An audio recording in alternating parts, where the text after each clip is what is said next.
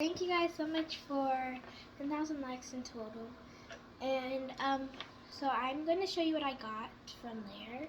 Some of the stuff is just my makeup brushes that I got in my room. So yeah, let's see. So first I'm going to show you the James Charles palette. The James Charles palette.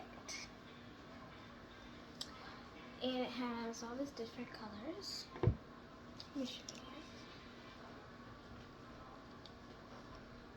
And now I'm gonna show you my lip glosses. I'm wearing these two right now. I'm not wearing this one right now.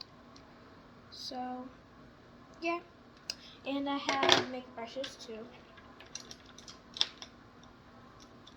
I have these ones. This one is like a makeup brush and eyebrow pencil. And this one is just for a blush. This one is for my eye too. This one's for my eye. And this one, I don't really know what it's for. Oops. I don't really know what this one's for. But I'm gonna figure out what it's for. So, and I got some makeup wipes.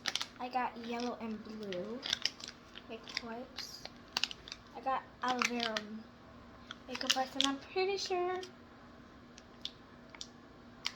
Wait, let me look what one is for this one.